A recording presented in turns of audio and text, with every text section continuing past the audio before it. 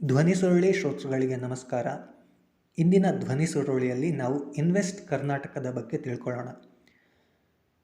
ಬೆಂಗಳೂರಲ್ಲಿ ನವೆಂಬರ್ 2ರಿಂದ 4 ತನಕ ಜಾಗತಿಕ ಹೂಡಿಕೆದಾರರ ಸಮಾವೇಶ ಅನ್ನುವ ಒಂದು ಕಾರ್ಯಕ್ರಮವನ್ನು ಹಮ್ಮಿಕೊಳ್ಳಲಾಗಿದೆ.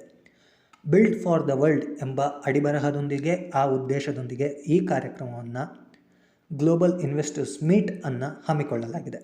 ಇದರಲ್ಲಿ ನಮ್ಮ ಮುಖ್ಯಮಂತ್ರಿಗಳಾದಂತಹ ಬಸವರಾಜ ಬೊಮ್ಮಾಯಿ, ಸಚಿವರಾದಂತಹ ಮುರುಗೇಶ್ ನಿರಾಣಿ, ಕೇಂದ್ರ ಸಚಿವರಾದ ನಿರ್ಮಲಾ ಸೀತಾರಾಮನ್, ಪಿಯೂಷ್ ಗೋಯಲ್, ಪ್ರಹ್ಲಾದ್ ಜೋಶಿ ಮತ್ತಿತರರು ಉಪಸ್ಥಿತರಿದ್ದರು.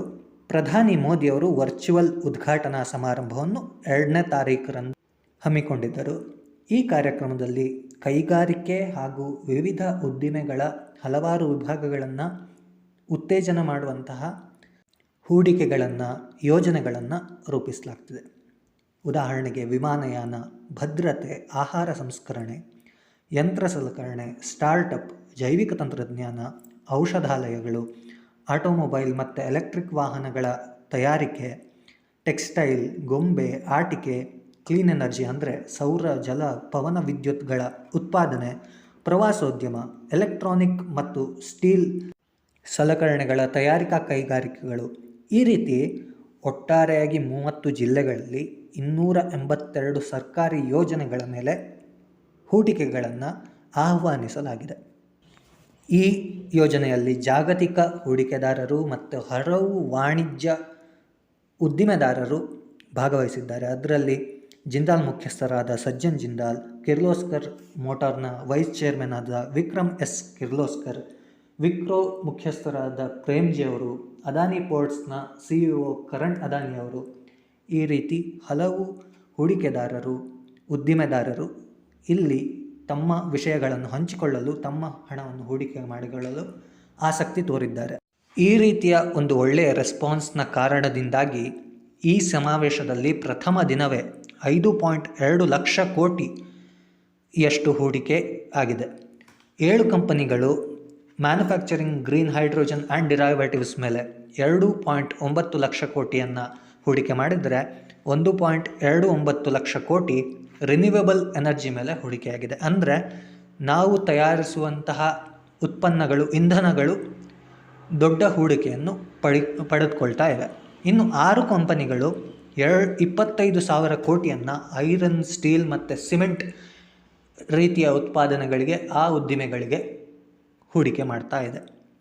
ಇದರಲ್ಲಿ ನಾವು ನೆನಪಲ್ಲಿಟ್ಕೊಳ್ಬೇಕಾದಂತಹ ಸಂಗತಿ ಏನಪ್ಪ ಅಂದರೆ, ಇದರಲ್ಲಿ ಭಾರತೀಯರಷ್ಟೇ ಅಲ್ಲ, ಪ್ರಪಂಚದಾದ್ಯಂತದ ಬೇರೆ ಬೇರೆ ದೇಶಗಳು ಹೂಡಿಕೆಯಲ್ಲಿ ತೊಡಗಿಕೊಂಡಿವೆ. ಸೌತ್ ಕೊರಿಯಾದಿಂದ, ನೆದರ್ಲ್ಯಾಂಡ್ ಮತ್ತು ಜಪಾನ್ಗಳಂತಹ ದೇಶಗಳಿಂದಲೂ ಕೂಡ ಇಲ್ಲಿಗೆ ಆ ರೆಪ್ರೆಸೆಂಟೇಟಿವ್ಸ್ಗಳು ಬಂದು ಅವರ ಟಾಪ್ಗಳನ್ನು ಕೊಟ್ಟು ತಮ್ಮ ಹೂಡಿಕೆಗಳನ್ನು ಈ ಸಮಾವೇಶದಲ್ಲಿ ಮಾಡಲು ಉತ್ಸುಕರಾಗಿದ್ದಾರೆ.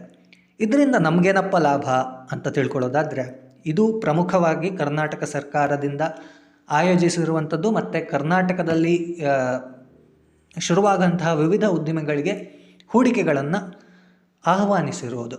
ಹಾಗಾಗಿ ಕರ್ನಾಟಕದಲ್ಲಿ ಹೆಚ್ಚು ವ್ಯಾಪಾರ, ವಹಿವಾಟು, ಉದ್ಯೋಗಾವಕಾಶಗಳು ಇನ್ನೂ ಹೆಚ್ಚಾಗ್ತವೆ.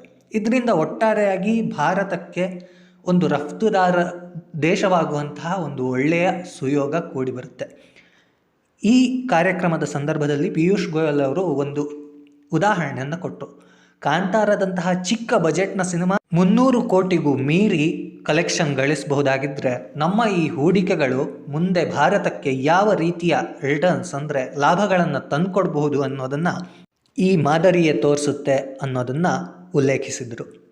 ಆ ಉದ್ದೇಶ ಈಡೇರಲಿ, ನಮ್ಮ ಕರ್ನಾಟಕಕ್ಕೆ, ನಮ್ಮ ದೇಶಕ್ಕೆ ಈ ಹೂಡಿಕೆಗಳಿಂದ ಒಂದು ಒಳ್ಳೆಯ ವ್ಯಾಪಾರ ವಹಿವಾಟಿನಲ್ಲಿ ಬೆಳವಣಿಗೆ ಆಗಲಿ ಅನ್ನೋದನ್ನು ನಾವು ಆಶಿಸ್ತಾ, ನಿಮಗೆ ಈ ಮಾಹಿತಿಯಿಂದ ಹೊಸ ವಿಷಯ ಕಲ್ತಂಗಾಗಿದೆ, ಹೊಸ ಜ್ಞಾನ ಸಿಕ್ಕಿದೆ ಅನ್ನೋ ಒಂದು ಭರವಸೆಯಲ್ಲಿ ಈ ಧ್ವನಿ ಸುರುಳಿಯನ್ನು ಇಲ್ಲಿಗೆ ನಿಲ್ಲಿಸ್ತಿದ್ದೇನೆ. ಮತ್ತೊಮ್ಮೆ ಸಿಗೋಣ. ನಿಮ್ಮ ಅನಿಸಿಕೆಗಳು, ಏನಾದರೂ ಸಜೆಷನ್ಗಳಿದ್ದರೆ ದಯವಿಟ್ಟು ಕಾಮೆಂಟ್ ವಿಭಾಗದಲ್ಲಿ ತಿಳಿಸಿ. ಹಾಗೆ ಈ ವಿಷಯ ಇಷ್ಟ ಆಗಿದ್ರೆ ಲೈಕ್ ಮಾಡಿ, ಇನ್ನೊಬ್ಬರಿಗೂ ತಿಳಿಸ್ಬೇಕು ಅಂತ ಹೇಳಿದ್ರೆ ಶೇರ್ ಮಾಡಿ.